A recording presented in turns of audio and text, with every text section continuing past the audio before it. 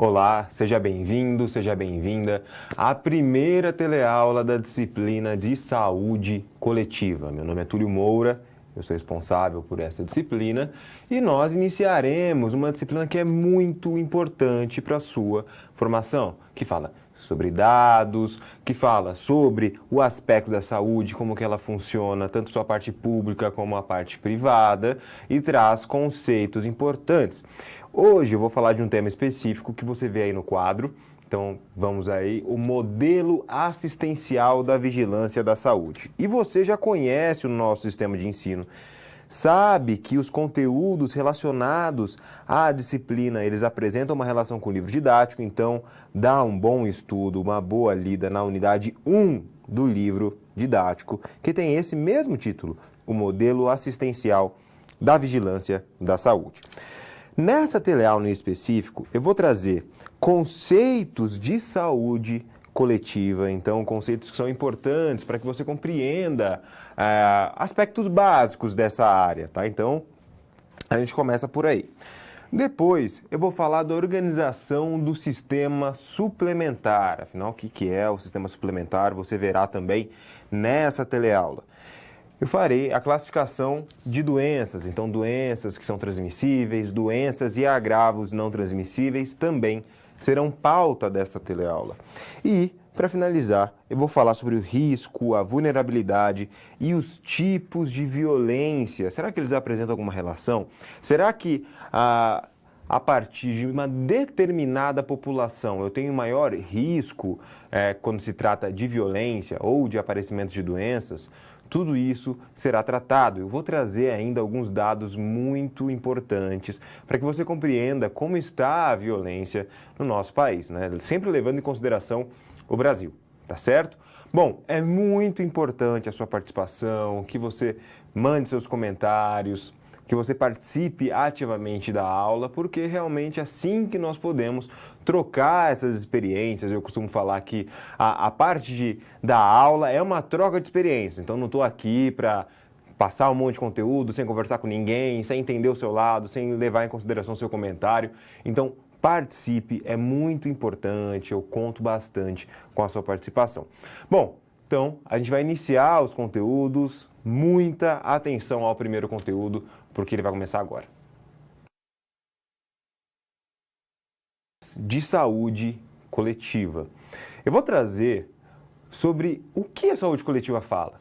Se alguém te perguntar na rua, né, sobre saúde coletiva, ou quando você vê algum artigo, algum livro com o nome de saúde coletiva, com o que ela se preocupa?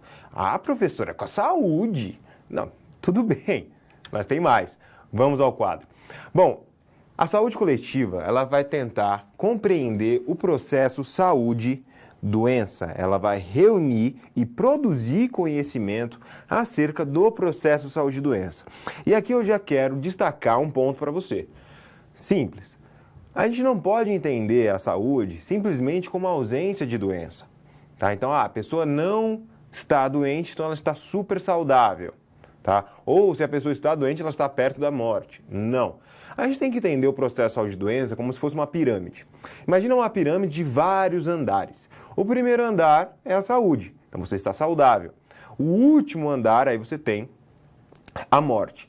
A doença ela está no meio dele, onde nós temos o aparecimento de sintomas primeiro, depois o desenvolvimento desses sintomas aí para problemas maiores, né, digo, no sentido físico, e aí partindo para a internação, e aí mais problemas até a morte. Então a gente não pode entender esse processo de doença como um certo dualismo no caso, tá? Ou é uma coisa ou é outra, não tem como, né? São coisas diferentes. Não, é um processo. Eu tenho que partir para o entendimento que isso é um processo. E nesse processo tem diversas variáveis que são importantes e que você vai ver neste conteúdo também. Vamos voltar ao quadro. A saúde coletiva ela vai compreender a doença como resultante da interação de diferentes fatores. Aí eu posso colocar o estilo de vida, tá? A exposição aos fatores de risco e óbvio, os processos biológicos referentes a determinadas patologias. Então, eu não vou me apegar apenas na presença de um vírus, na presença de uma bactéria. Não. Eu levo em consideração o que eu faço da minha vida também, quantas horas eu durmo, como eu me alimento, se eu tenho acesso, por exemplo, à água tratada. Tudo isso vai influenciar o aparecimento de doença. Ela vai investigar e vai reconfigurar as práticas de saúde com vistas, com o objetivo de promover a saúde e prevenir as doenças. E não tem como eu falar de saúde coletiva, agora você já sabe o que essa área trata, sem citar um aspecto importantíssimo, uma estrutura importante, um sistema essencial para a saúde do nosso país, que é o SUS. Como você pode ver na tela, o Sistema Único de Saúde é um serviço público que é complementado por serviços privados, tanto que nós temos a transição de médicos que fazem essa transição entre a parte pública, entre o SUS e sistemas privados, que você já vai ver daqui a pouco. E possui uma alocação de recursos, tanto na esfera municipal, como na esfera estadual, quanto na esfera federal. É um sistema que está em expansão, ou seja, se a gente considerar o nosso país, nós não temos, considerando o SUS, 100% de abrangência. Infelizmente, devido às diversas desigualdades que nós temos aqui. Então ele ainda está em expansão e esse mercado para o profissional em saúde cresce junto. Você pode encontrar diversas portarias que vão aumentando o poder do profissional de saúde em algumas funções dentro do Sistema Único de Saúde, ou até em hospitais ou lugares particulares. Aí fica essa grande importância para o Sistema Único de Saúde. Por quê? Qualquer pessoa pode ser atendida pelo Sistema Único de Saúde. Aí vem aquele pensamento, mas eu não uso o Sistema Único de Saúde, porque ele é tão importante. Sim, você usa. Todo mundo usa o Sistema Único de Saúde. Você tendo plano de saúde ou não, você usa o Sistema Único de Saúde. Como, por exemplo, se alguém sofre um acidente, aquele primeiro contato, ele é feito por quem? Pelo SUS. Quando você vai participar de um programa de vacinação, então você passa por diversos programas durante a sua vida, desde pequeno você nasce e já participa desses programas, quem faz esses programas? É o SUS. Então, o SUS ele é importantíssimo, principalmente quando a gente compara com outros países, onde você não tem a gratuidade, o grande acesso à saúde, tá certo? Então é muito importante que a gente estimule, que a gente defenda o SUS, porque ele é importantíssimo para a vida do brasileiro, tá certo? Bom, esse é o lado público, mas temos também outros setores, como você vê na tela. O terceiro setor, ele é organizado, ele é entendido como organizações sem fins lucrativos. E a gente pode considerar que os profissionais da saúde, eles podem auxiliar no planejamento e gestão dessas organizações. Então, eu estou falando de ONGs, eu estou falando de entidades filantrópicas e associações. Aí nós temos a saúde suplementar, que é a atividade que vai envolver a operação de planos de saúde e seguros privados de assistência médica à saúde. E já vou mostrar como eles são organizados. E as operadoras de saúde, onde eu terei as empresas, os sindicatos, as fundações, as associações cooperativas que vão administrar os planos de saúde. Beleza? Pensando desta forma, nós podemos compreender que o SUS ele vai preconizar pelo cuidado integral às pessoas, a humanização dos serviços e o acolhimento. Como eu falei, todo mundo é atendido pelo SUS, seja para um procedimento simples, como um programa de vacinação, como para algo um pouco mais complexo, como uma cirurgia, tá certo? E essa atuação no sistema, ele pode ocorrer por meio do apoio matricial, que é este que você vê na tela. O apoio matricial, ela é uma característica, principalmente da atenção primária à saúde, que vai reunir diferentes profissionais da saúde. Então, não vou entender agora a saúde apenas como função do médico, apenas como função do enfermeiro. Não. Ele tem a participação de nutricionistas, os profissionais de educação física, terapeutas ocupacionais, fisioterapeutas, e tem mais ainda, tem psicólogos, tá? Fonoaudiólogos, outros profissionais que vão realizar este apoio matricial. O apoio matricial, ele se refere a uma decisão em conjunta, quando você tem a reunião de diferentes áreas que vão fazer um apoio em conjunto, um trabalho em conjunto para realmente auxiliar aquele usuário do sistema de saúde, tá bom? Então, existe esse trabalho em conjunto, esse trabalho integral quando nós pensamos na atenção primária à saúde e, principalmente, no apoio matricial. Como que as operadoras de saúde elas podem ser controladas, no caso? Então, a gente pode dar uma olhada aí, as modalidades de operadoras de saúde. Muita atenção. Eu tenho a modalidade de autogestão, e aí ela vai se caracterizar quando os planos são patrocinados por empresas empregadoras, entidades sindicais ou empresas públicas, assim não vão apresentar por finalidade lucrativa. Eu tenho a medicina de grupo, que administram os planos de saúde médicos e odontológicos. Então, na sua cidade deve existir algum tipo de medicina de grupo. As famosas cooperativas, que são sociedades sem fins lucrativos, que vão reunir profissionais para administrar os planos privados de saúde. Na sua região, talvez tenha uma cooperativa que faça isso. E as seguradoras, que vão controlar os planos de saúde. Mas, para que realmente esse sistema suplementar que é formado pelos planos, né, de seguros e saúde funcionem, eu preciso de alguns órgãos que regulamentem isso. Eu posso trazer o mesmo entendimento para o SUS. Eu preciso de alguém que regulamente as minhas características, os meus aspectos, as minhas relações em saúde. Quem que vai fazer isso? Você vê no quadro. A Agência Nacional de Saúde, a ANS, ela vai fazer a normatização, o controle e a fiscalização de empresas que comercializam os planos de saúde, por exemplo. Tá? E também, óbvio, vai cuidar do aspecto da saúde pública. A Agência Nacional de Vigilância Sanitária, a Anvisa, ela vai fiscalizar e vai fazer o controle clínico de produtos. E o Sistema Brasileiro de Defesa da Concorrência, óbvio, ele vai procurar garantir a competitividade no setor, né? Eu estou querendo fugir de monopólios, eu quero que realmente esse setor seja mais competitivo.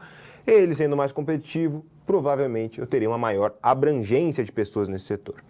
É interessante salientar que o mercado de trabalho em saúde coletiva, então, ele está em expansão.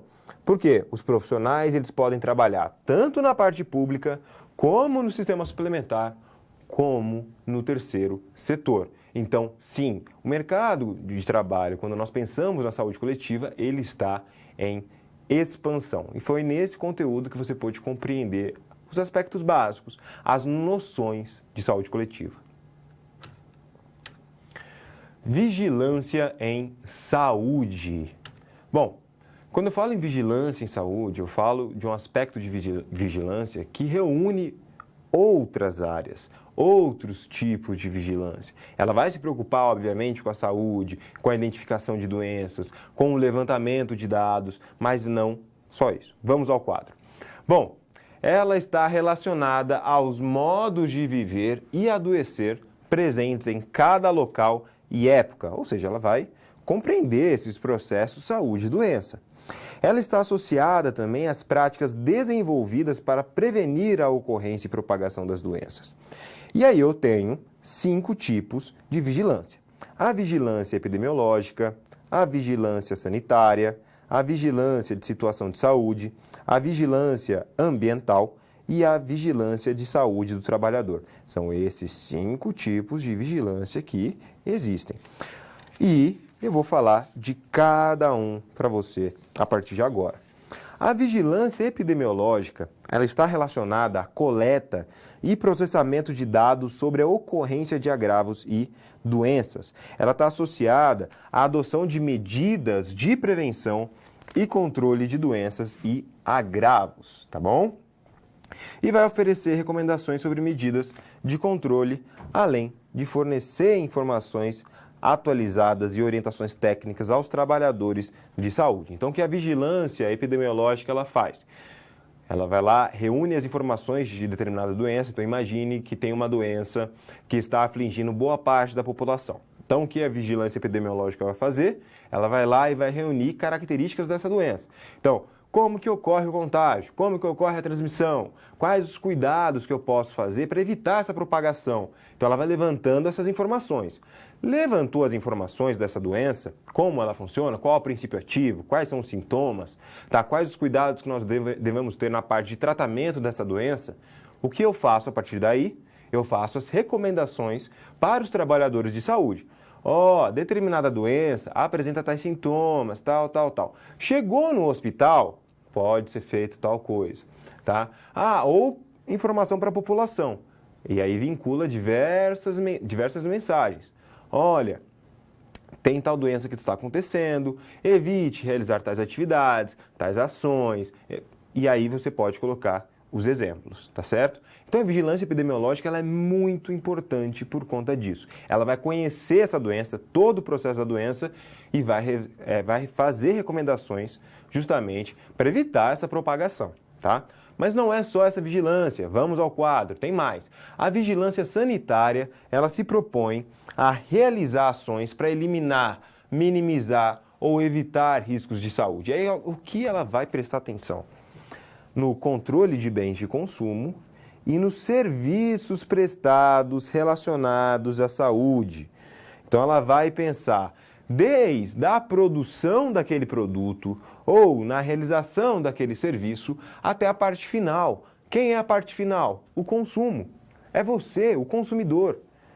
Tá? Então, vai se preocupar assim, com a eficácia de determinado medicamento, com a eficácia de determinado tratamento, com a limpeza do lugar, tá? Com as condições do lugar, tudo isso será pensado.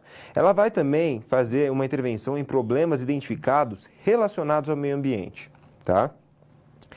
Por fim, essa vigilância, ela vai ficar de olho, né? Então ela vai ficar muito de olho, com muita atenção nos produtos que são comercializados, por exemplo, e nos seus possíveis danos à saúde. Nos últimos anos, você deve ter acompanhado, sempre tem algum remédio que antes ele era comercializado e agora ele não é mais. Por que muda? Porque saíram novos estudos falando que esse remédio ele pode acarretar em consequências um pouco mais graves do que aqueles benefícios que ele fala. Então, isso pode acontecer. Tem vários remédios, desde anti-inflamatórios, relaxantes musculares, remédios que são, às vezes, simples. Já foram também cortados, não podem ser comercializados no país. É só a gente pensar que os remédios que são permitidos aqui, nem todos são permitidos lá fora. Nem todos são permitidos lá fora são permitidos aqui no Brasil. Então, quem faz essa análise? A vigilância sanitária. Vamos para mais um tipo de vigilância, a vigilância da situação de saúde. Ela vai fazer um monitoramento da saúde em todo o território nacional, vai revelar os principais indicadores de saúde, olha a importância aqui, e auxilia em um planejamento de saúde mais amplo, obviamente, com base nas necessidades que ele identificou. Tá vendo como a informação é importante nesse caso? Como a ciência é importante? É ela que vai trazer essas informações. Vigilância em saúde ambiental. Ela conhece, ela detecta ou previne qualquer variação nos fatores determinantes e condicionantes do ambiente que possam influenciar a saúde humana. E aí, a partir daí, ela vai propor o uso de medidas protetivas e controle de fatores de risco. Como, por exemplo, a água. Se eu pensar no tratamento da água, se eu tenho alguma substância que está poluindo a água. E aí o que vai acontecer? A gente sabe que mais da metade da população brasileira não tem acesso à água tratada. Isso é muito preocupante, tá? Tem também preocupações com o ar. A gente sabe que em cidades mais populosas, quando a gente fala das grandes metrópoles, nós temos um maior índice de poluição. Isso não é específico do Brasil. Nós temos também em diversas partes do mundo. Cidades maiores, com um número maior de indústrias, apresentam maiores índices de poluição. E existem várias preocupações sobre isso, principalmente quando a gente pensa em emissão de gases e também de controle climático. E o solo também vai se preocupar com o solo, principalmente quando existem alguns desastres naturais, tá? Nem sempre são naturais, e sim de responsabilidade de diversas empresas, que acaba contaminando o solo e vai acarretar em diversos prejuízos, principalmente para a população que mora lá. Tá? Então as pessoas podem ficar doentes, quem plantava naquele lugar não vai poder plantar mais. Então tudo isso pode acontecer. Quem está lá para ver a vigilância no ambiente, tá bom? Vamos seguir, vamos ao quadro. Além disso, tem a parte de substâncias químicas, que ela vai se propor também, e acidentes com produtos perigosos, que é esse que eu acabei de falar, até falando do solo, né? Que algumas empresas acabam sendo bem incompetentes no controle de seus produtos e acabam gerando acidentes. E quem vai sofrer é o meio ambiente. Mais uma vigilância é a vigilância em saúde do trabalhador. Ela vai identificar a presença de riscos na condição do trabalho, vai propor intervenções com a finalidade de proteger e promover a saúde e vai auxiliar na recuperação e reabilitação da saúde dos trabalhadores. Quando nós pensamos na abrangência da vigilância epidemiológica, ela vai contemplar principalmente problemas provenientes da saúde pública. Então ela vai se preocupar com a doença e o que acarreta nessa doença, o que acarreta na doença. Tá? Então, se é alguma questão ambiental, se é uma questão biológica, se é uma questão realmente da pessoa, da sociedade. Então, tudo isso, a vigilância epidemiológica ela vai se preocupar. Agora, a vigilância sanitária tem uma outra abrangência. Vamos ao quadro, que é essa de pensar em produtos, em sua comercialização, se eles vão acarretar em algum dano à saúde, vai pensar no meio ambiente, vai pensar em aeroportos e fronteiras, saúde do trabalhador e serviços de saúde. Então, essas abrangências, elas são bem específicas e pretendem, sim, auxiliar, né, dar mais informações, ter um maior controle dos aspectos relacionados ao processo saúde e doença. Então, nesse conteúdo, você pode compreender os aspectos relacionados às vigilâncias em saúde, né, principalmente tratando desse campo principal, que é a vigilância em saúde. Doenças infecciosas ou transmissíveis. Nesse conteúdo você vai ver que nós temos até certos problemas em fazer o controle dessas doenças. E elas reúnem características específicas. Vamos lá, vamos ao quadro. Possui um agente infeccioso específico e a sua ocorrência diminui com os programas de vacinação. Sim, a vacina ela é muito importante. E a gente já sabe disso há muito tempo, que a vacina é extremamente importante, tá? Como, por exemplo, sarampo e rubéola. Você tem a vacina para isso e a ocorrência dessa doença ela diminuiu completamente com o desenvolvimento correto das vacinas. Alguns fatores podem contribuir para o aparecimento, né, e o desenvolvimento dessas doenças infecciosas, como a urbanização acelerada. Então, as grandes cidades acabaram crescendo, tá? Mas a oferta de serviços de saúde e o fornecimento de condições para as pessoas morarem nessas cidades não acompanhou o crescimento. Isso é um problema. Também a poluição e o processo de migração. Ah, professor, então você está falando que a migração ela é horrível? Não, eu acho a migração ela é muito importante para a troca de experiências, para a troca de culturas. As pessoas têm que ter a liberdade para realizar migração. Tá? O que eu estou falando é que com a migração você tem maiores taxas de transmissão, às vezes, de doença, se ela aparece, por exemplo, em determinado local. As pessoas saem daquele local, vão para outro, as pessoas que estavam naquele local pegam a doença, vão para outro e assim vai, e a doença se propaga com mais facilidade. Ah, o que a gente pode fazer realmente para diminuir isso? Testes. Com teste, né, sabendo realmente como que funciona determinada doença, você pegando aquela doença no início, aí realmente você tem um maior controle. Controlar o processo migratório, muitas vezes, pode cercear a liberdade daquela pessoa, né, pode cortar a liberdade daquela pessoa. Então, tem que tomar muito cuidado com esse tipo de processo. Bom, agora eu vou trazer algumas doenças que são transmissíveis. Vamos ao quadro. A dengue é um problema de saúde pública no Brasil. Você está acompanhando essa teleaula, agora você já deve acompanhar há pelo menos alguns bons anos comerciais em determinadas épocas do ano falando cuidado com as águas da chuva. Quando você deixa, por exemplo, vasos de planta com água parada, pneus com água parada, você já deve ter visto garrafas sem a tampa, né, com a água dentro. Você já deve ter visto esse problema. A dengue é uma doença que é causada, que é transmitida, ela é transmitida pelo mosquito Aedes aegypti e vai ocasionar em diversos sintomas, como a febre alta, manchas pelo corpo, erupções na pele, náuseas e vômitos, tonturas, cansaço, moleza e dor no corpo, tá? Ela tem uma forma mais grave ainda, que é a hemorrágica, e o seu tratamento envolve bastante a hidratação adequada, tá? E óbvio, né? A atenção médica. Assim, o controle do mosquito é um desafio para o setor de saúde. E se a gente parar para pensar e ser bem sincero aqui, é um baita desafio. Um baita desafio. Se a gente pegar de 15 a 20 anos atrás, a dengue estava aqui como um grande problema. E sempre em determinada época do ano, a dengue acontece. E parece, né, que muitas vezes a gente acaba jogando a culpa mesmo, não tem saúde, não tem... mas muitas vezes é a conscientização da pessoa, daquela pessoa que pega a latinha e joga, que pega a garrafa e joga para fora do carro, né? Atitude maravilhosa isso, né? Uma maravilha. E, né, obviamente estou sendo irônico, né? A gente não se conscientiza, não cuida da cidade, não cuida, às vezes, do vasinho da planta, do pneu que está largado lá no quintal, e se atenta para essas coisas. E aí o que acontece? O mosquito vai lá, se prolifera e a tragédia acontece.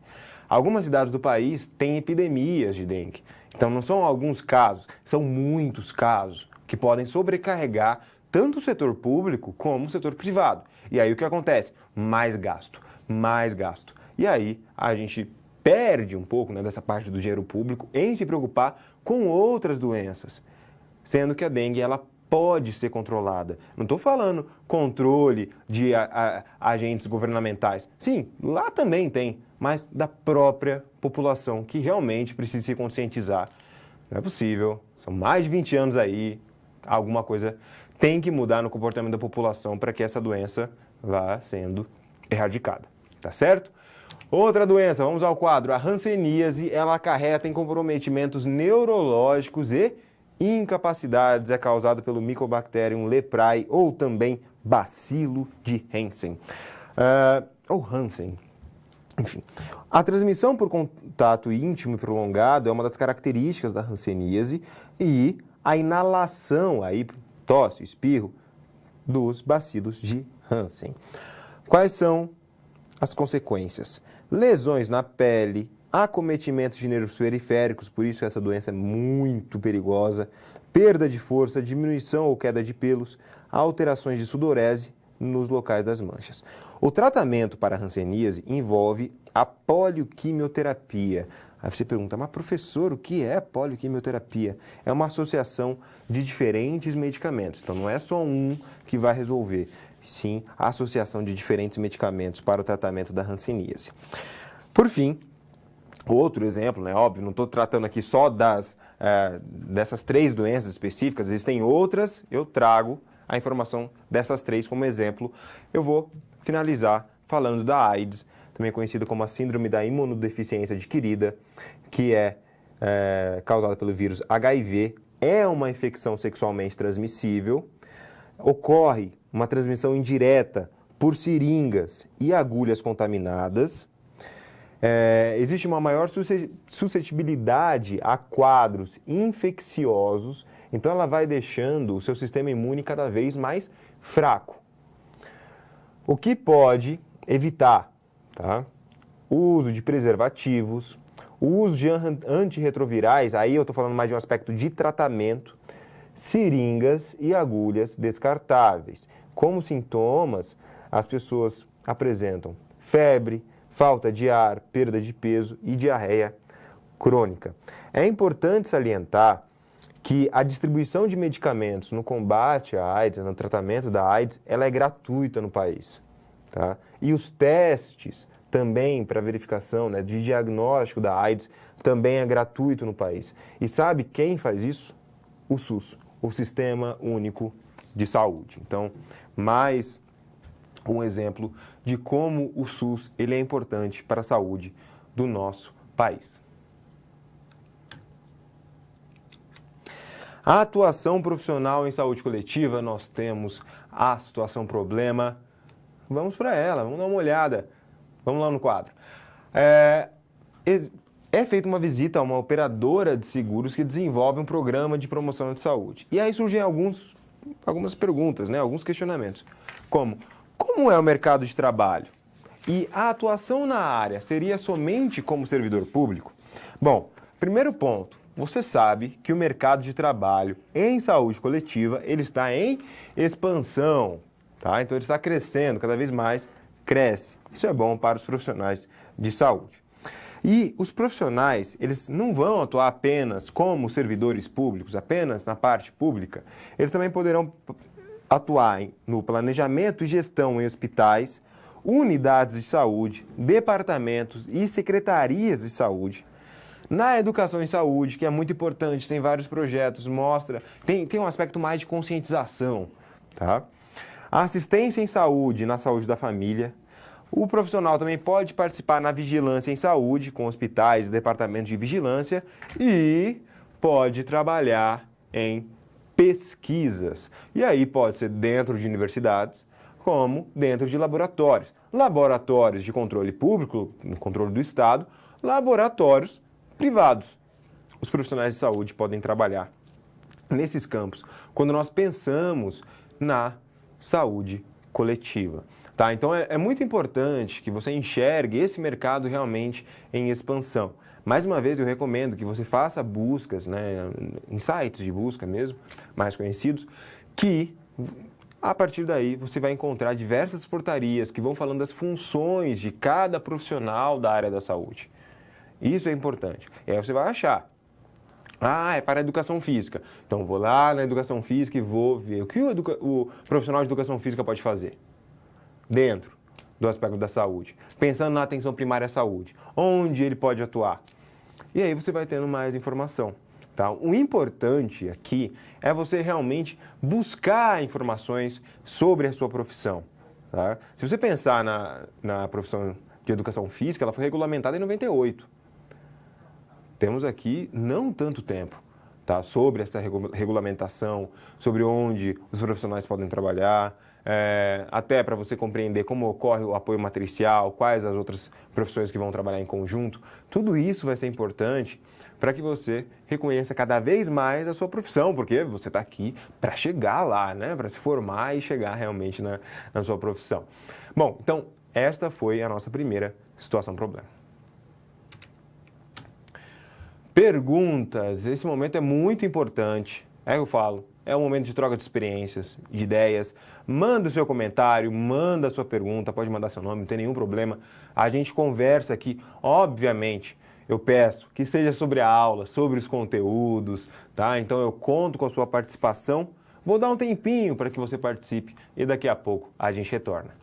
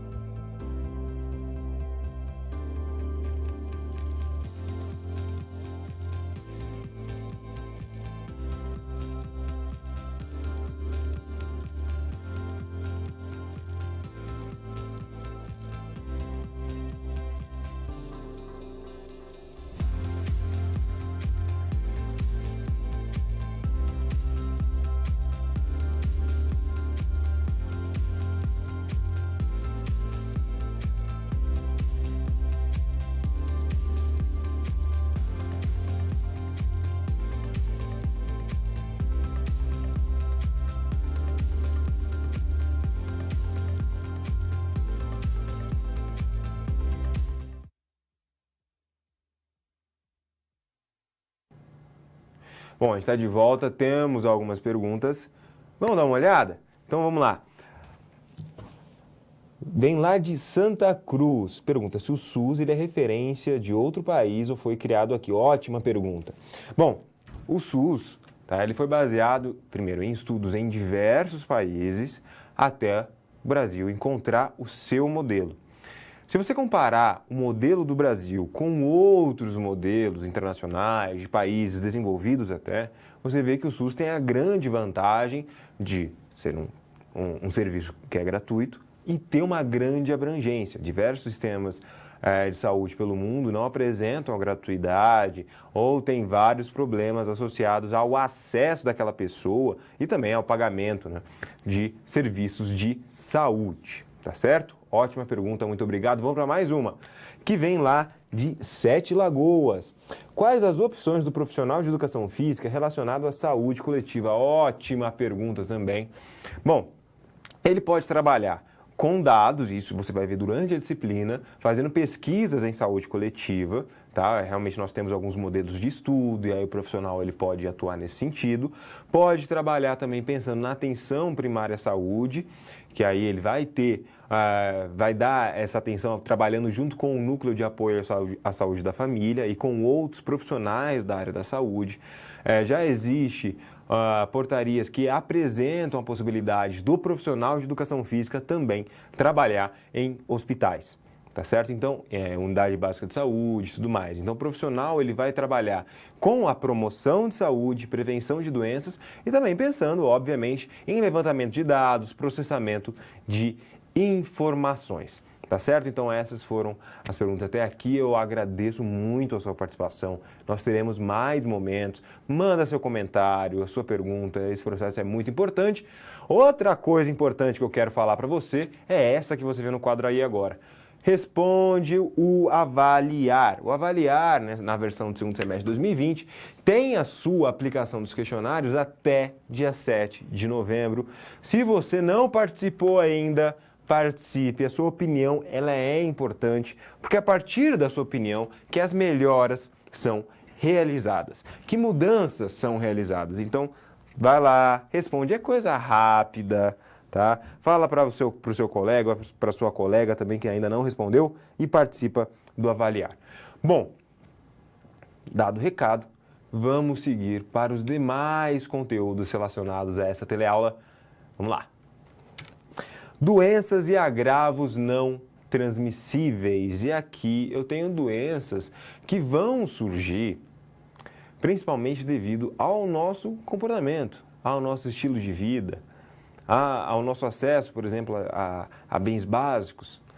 Tudo isso vai ser importante para o aparecimento dessas doenças. Você vê uma doença de exemplo, na hipertensão arterial sistêmica, mas antes de eu falar dela, é importante salientar que as doenças e agravos não transmissíveis é um grande problema de saúde pública e é responsável por 2/3 das doenças no país. Sabe o que é 2/3 das doenças do país? É muita coisa. Temos como exemplo a diabetes, a hipertensão arterial sistêmica, que é essa que você vê no quadro, as doenças cardiovasculares. E é a principal causa de morte prematura ou incapacidade definitiva de pessoas em idade produtiva. Aí eu trago este exemplo, que é a hipertensão arterial sistêmica. Ela é desencadeada por múltiplos fatores. Então, a obesidade, e aí tem até, eu recomendo que você digite em bases de dados, né, naquele site de busca, Vigitel. Vigitel. Eu vou escrever no quadro, que fica melhor, né? Faz essa busca aqui. E aí você vai ter acesso ao último relatório do Vigitel, que ele faz um levantamento com pessoas que moram nas 27 capitais do país, tá? Para diversos aspectos. Então, obesidade, sedentarismo, prática de atividade física, horas na frente da TV, horas de lazer, tudo isso é levantado pelo Vigitel.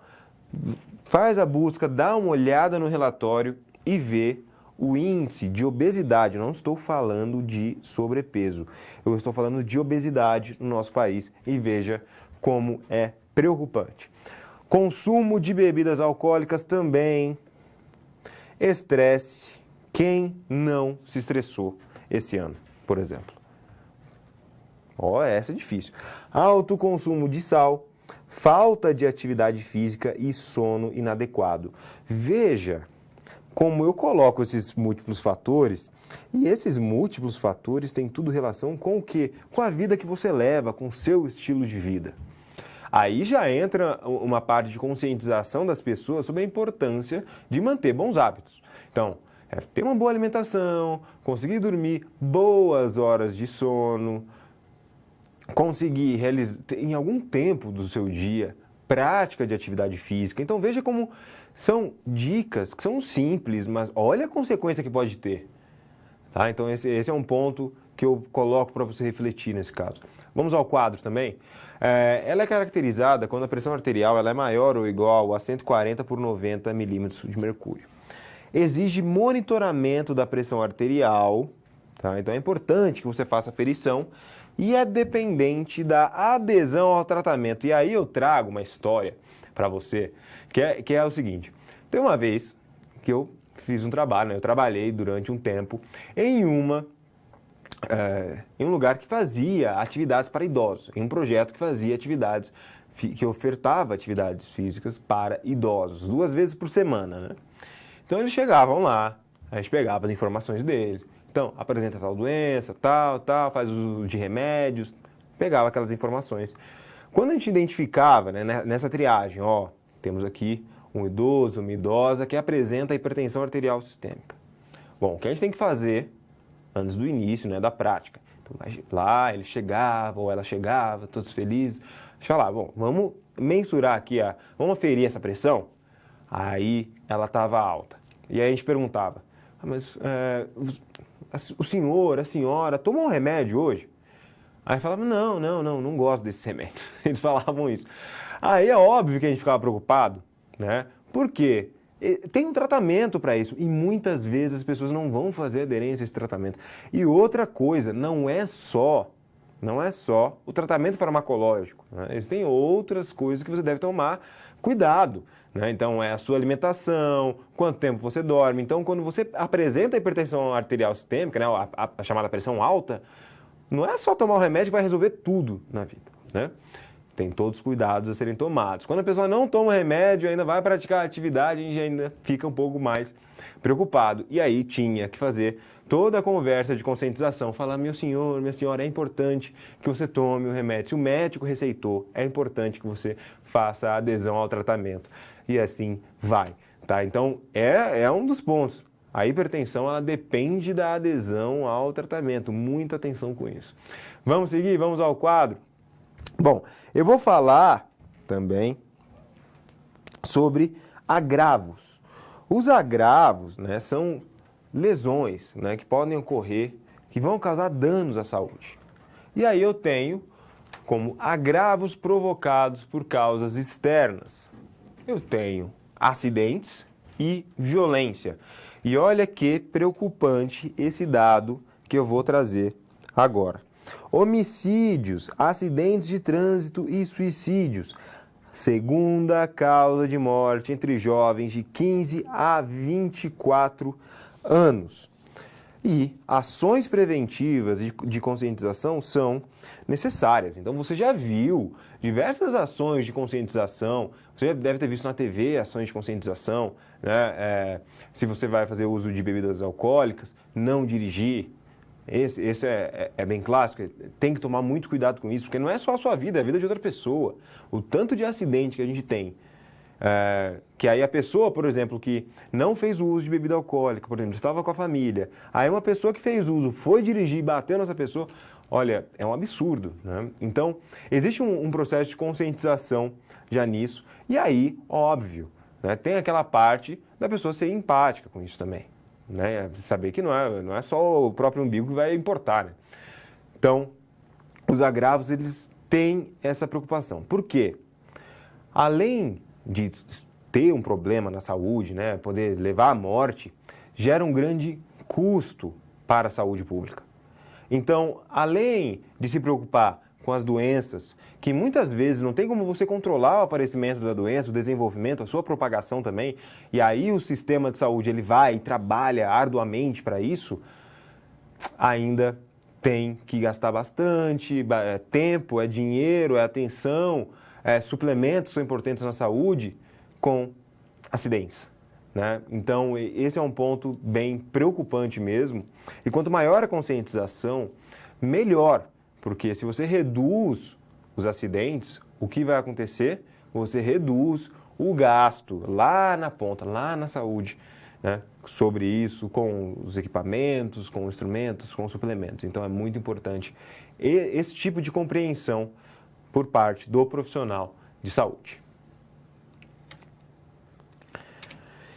Eu vou falar sobre conceitos e tipos de violência. A violência, principalmente no nosso país, é um aspecto, né, é um fator muito preocupante. Muito preocupante. Vamos ao quadro. Bom, ele é um problema de saúde pública, não só no nosso país, né, mas no mundo inteiro. Você que vê notícia vai ver que não é só aqui no Brasil, mas você tem problemas de violência no mundo inteiro, em todos os países praticamente. Muitas vezes ele apresenta relação com questões que são culturais e econômicas e contabilizam gastos com assistência à saúde. Porque, mais uma vez, não vai se preocupar apenas com doenças que podem ser desenvolvidas, mas também com a violência.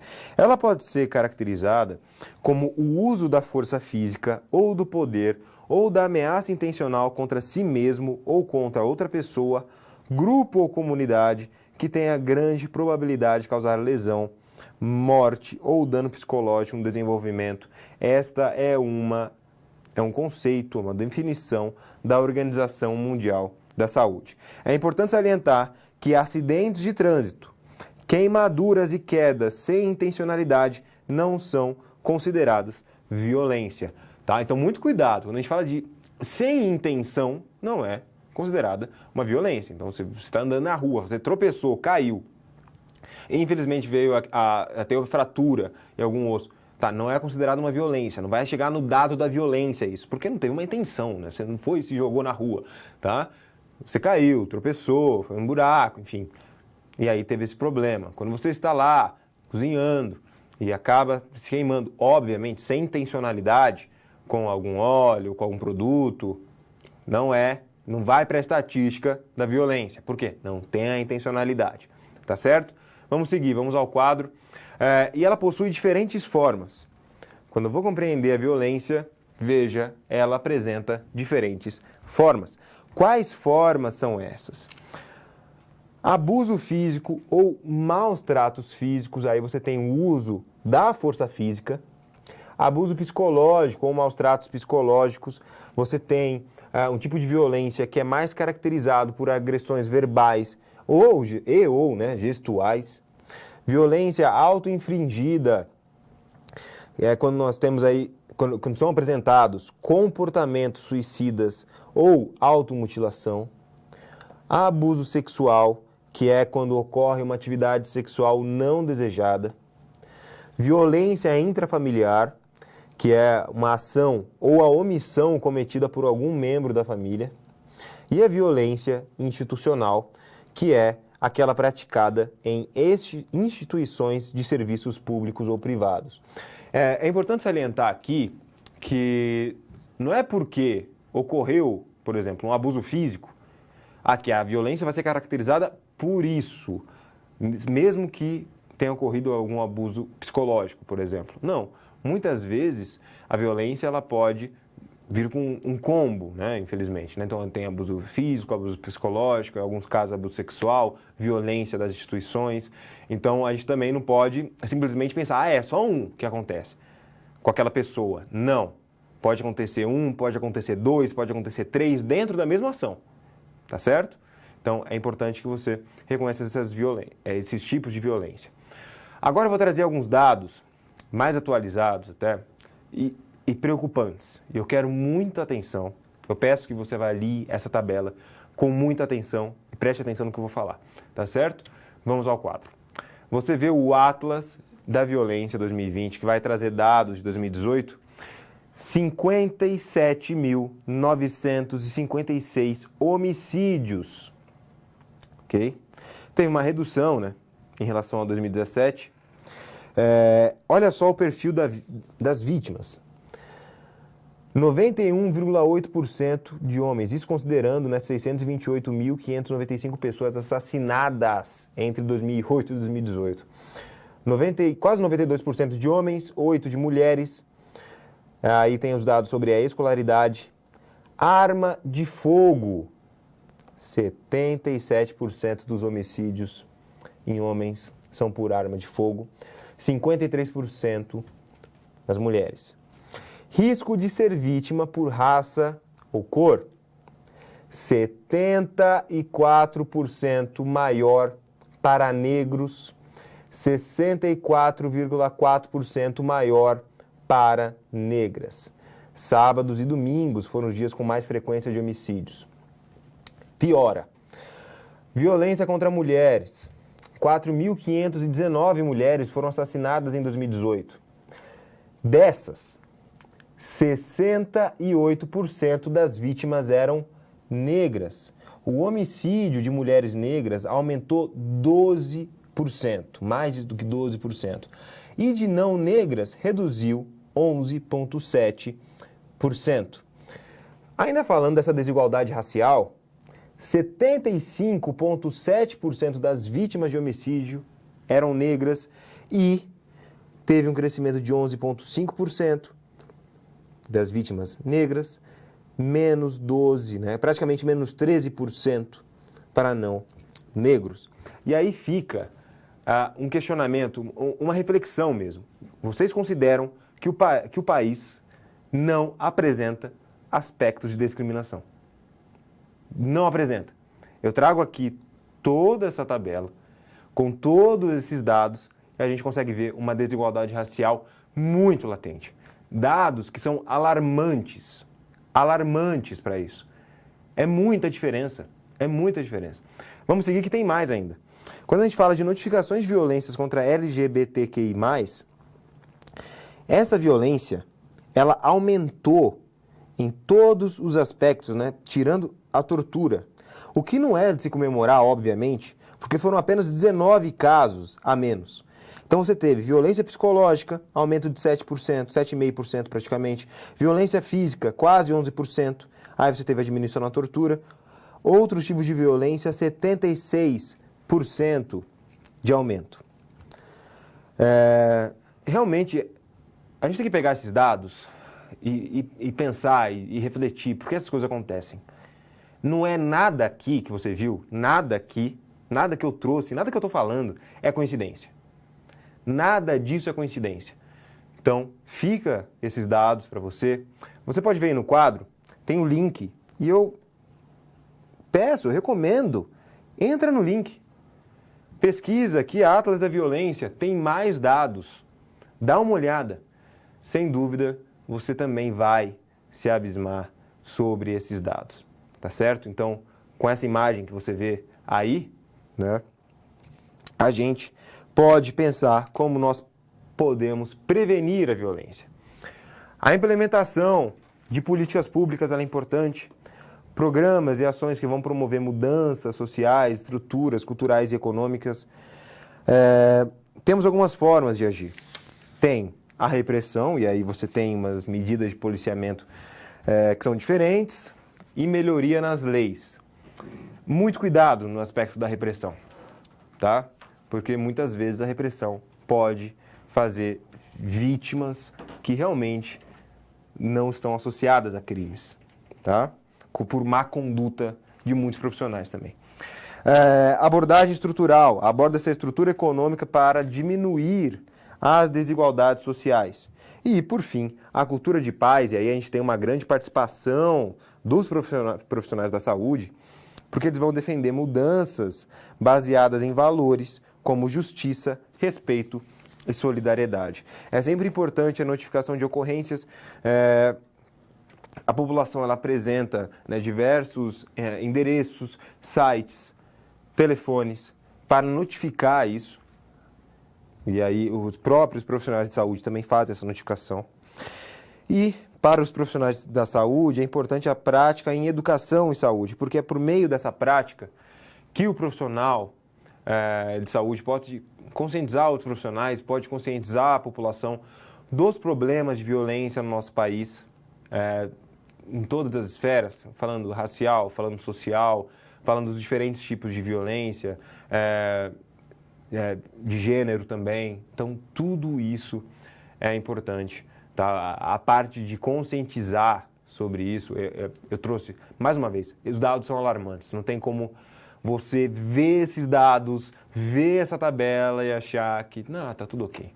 Tá? Então, muita atenção, mais uma vez eu recomendo, entra lá no link, dá uma olhada nesses dados, tem outros dados muito importantes também que vêm junto com o relatório, foi isso que a gente viu nesse conceito. Risco e vulnerabilidade. É muito importante trazer o que é o risco, o que é a vulnerabilidade. Então eu vou trazer agora para você, vamos ao quadro. Risco é a probabilidade de ocorrência de uma doença, agravo, óbito ou condição relacionada à saúde em uma população ou grupo durante um período de tempo determinado.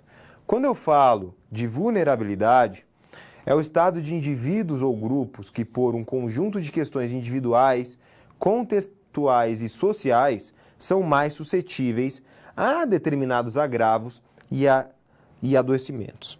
E aí nós temos algumas dimensões, como você pode ver no quadro. Dimensão da vulnerabilidade individual. É aquele tipo de dimensão que está relacionado a aspectos que são do indivíduo. Então eu tenho aí a idade, sexo e hábitos de vida. Dimensão social da vulnerabilidade. Está associada nas relações entre gêneros, raças, estrutura econômica, jurídica e política.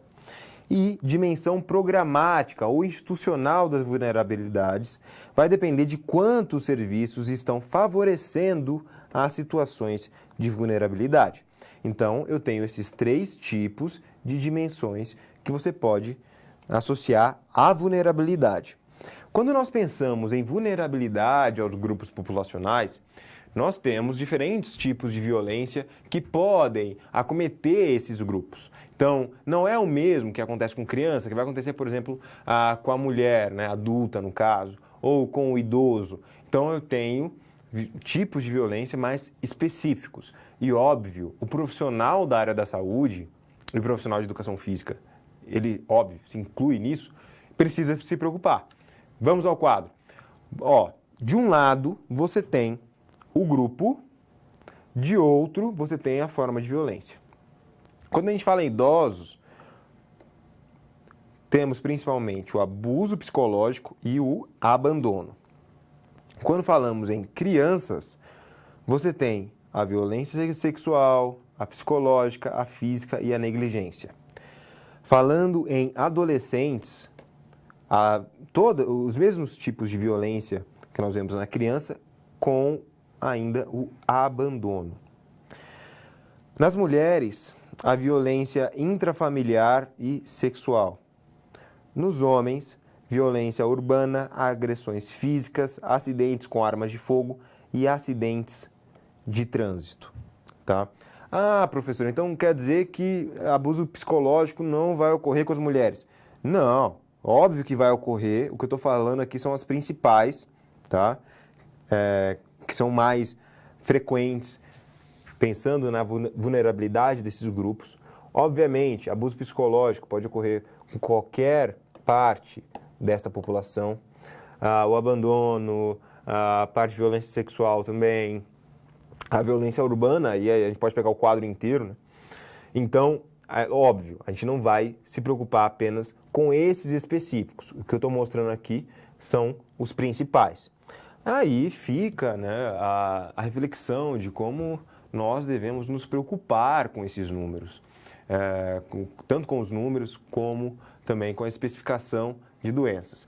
A partir desse conhecimento, o profissional da área da saúde, ele vai conseguir realizar um melhor acolhimento, ele vai conseguir conversar mais com aquela vítima, com a pessoa que às vezes faz parte de um programa de atividade física, um programa de exercício físico. E, infelizmente, considerando os dados que são apresentados no país, provavelmente na sua atuação você vai se deparar com uma situação dessa.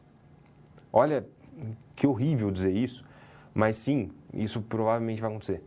Tá? E aí é importante que você saiba qual tipo de violência que pode afligir mais aquela população, aquele grupo populacional específico. Então, neste conteúdo, você pode compreender os aspectos relacionados ao risco e à vulnerabilidade, mostrando aí as diferentes campos, né, dessa vulnerabilidade de acordo com o grupo populacional.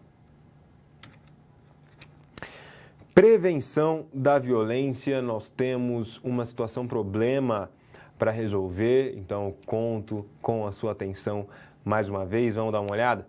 Vamos lá.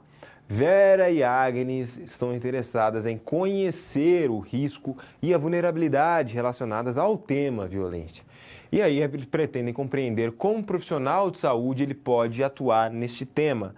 E aí fica a pergunta, é possível prevenir a violência? Eu consigo? Sim, mas para que você diminua a violência, você vai precisar de uma mobilização de toda a sociedade.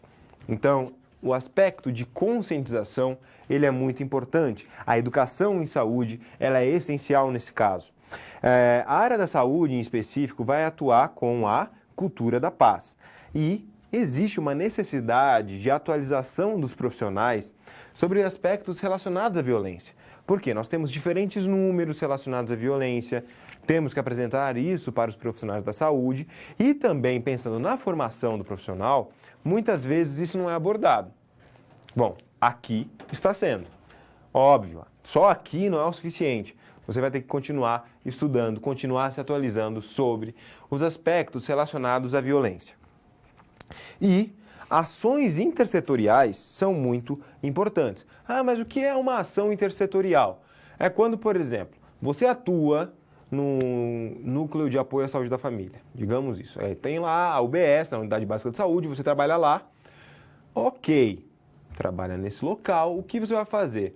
Muitas vezes aquela UBS, ela vai fazer algum convênio com uma escola, pode ser com alguma igreja, por exemplo, enfim, com uma outra instituição.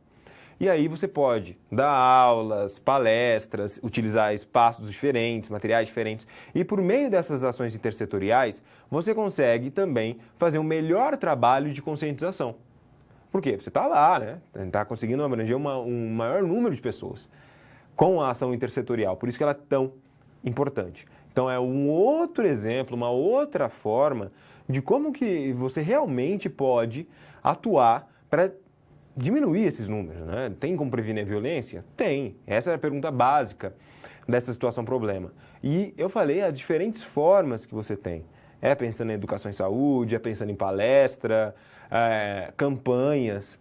Você vê campanhas na TV, diversas discussões, debates. Então, tudo isso é importante. Quanto mais informação sobre o tema você tiver, obviamente que é melhor, porque você vai ter um maior poder de argumento, nesse caso. Vai conseguir conversar mais sobre isso, vai conseguir desenvolver melhores ações sobre este tema, mais uma vez eu reafirmo, muito latente na nossa sociedade. Perguntas, então eu vou dar mais um tempinho, manda seu comentário, manda sua pergunta, não se acanhe, tá? Não fica com vergonha, não tem pergunta errada. É óbvio, eu peço que os comentários e as perguntas sejam sobre a aula. Então, vou dar esse tempinho, conto com a sua participação e a gente já retorna.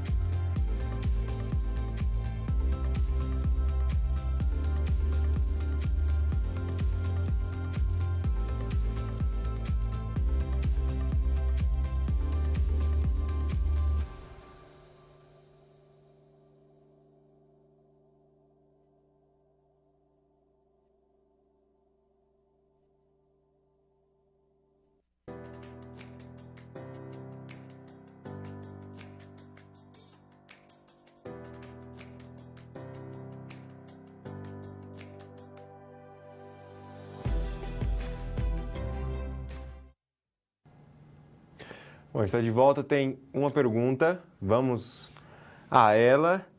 É uma pergunta lá de Santa Cruz, Pernambuco. Muito obrigado pela participação hoje, estão sensacionais. Pergunta: se esses acidentes com armas de fogo com os homens é por manipulação das armas ou outra situação? Ótima pergunta, tá?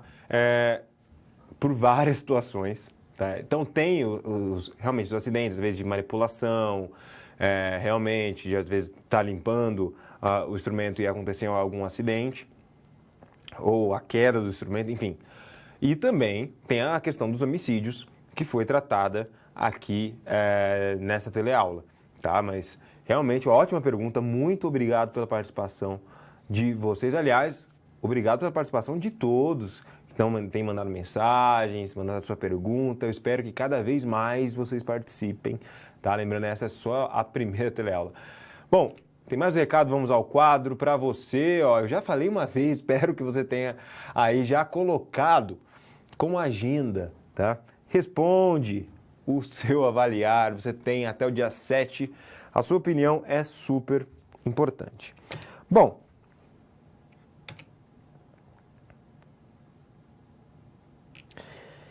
recapitulando tudo o que a gente viu nessa teleaula, então vou falar do que foi tratado, tá? Para a gente fazer o encerramento desta primeira teleaula de saúde coletiva. Vamos ao quadro. Eu comecei falando sobre as noções de saúde coletiva, do que a saúde coletiva trata, como que é o sistema de saúde aqui no país, né? Então tem uma parte que é pública, tem uma parte que é privada. Falei da vigilância em saúde e nós temos os diferentes tipos de vigilância, que é a vigilância epidemiológica, a sanitária, a de situação de saúde, a ambiental e a de saúde do trabalhador. Citei as doenças infecciosas ou transmissíveis, trazendo exemplos delas, não as únicas, eu trouxe exemplos, como a dengue, um grande problema de saúde pública no Brasil, a hanseníase e a AIDS. Aí falei sobre doenças e agravos não transmissíveis. Como exemplo, eu trouxe a hipertensão arterial sistêmica e falei basicamente o que eram os agravos. Partimos então para os conceitos e tipos de violência.